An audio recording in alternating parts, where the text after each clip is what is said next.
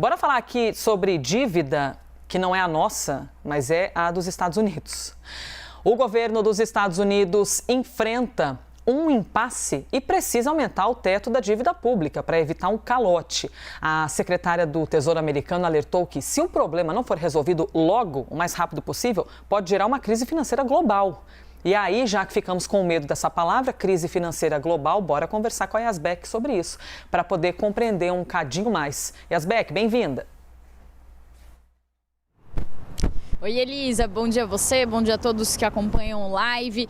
Essa situação nos Estados Unidos pode, então, ter impacto para a economia global. Vou explicar um pouquinho do que é essa crise do teto da dívida nos Estados Unidos, que, inclusive, deve ser um dos destaques hoje do discurso de Joe Biden, quando ele vai falar para o Congresso, vai apresentar ali um panorama sobre os Estados Unidos no discurso do State of the Union, do Estado de União, à noite, às 9 horas da noite, lá dos Estados Unidos. Ele deve falar sobre o risco de o Congresso não elevar o teto da dívida. Então, os Estados Unidos, eles emitem títulos de dívida, que nem os nossos títulos do Tesouro, para fazer pagamentos de salários, para fazer pagamentos de benefícios sociais, também de juros da dívida, só que eles têm que respeitar um limite. E esse limite já foi atingido em janeiro, um limite de 31,3 trilhões de dólares. E aí agora a secretária do Tesouro americana, Janet Yellen, já disse que está tomando medidas extraordinárias para conseguir fazer frente às obrigações.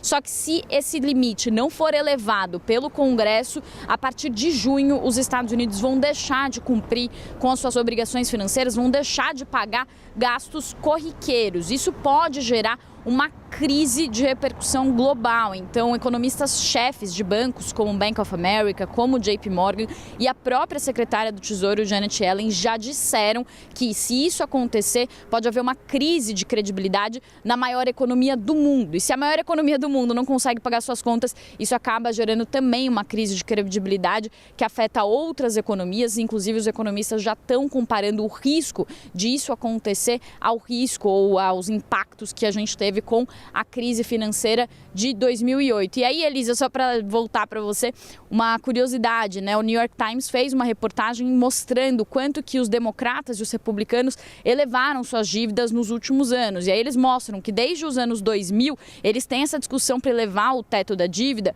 E aí, tanto Trump quanto Bush aumentaram a dívida em quase 13 trilhões de dólares, 12,7.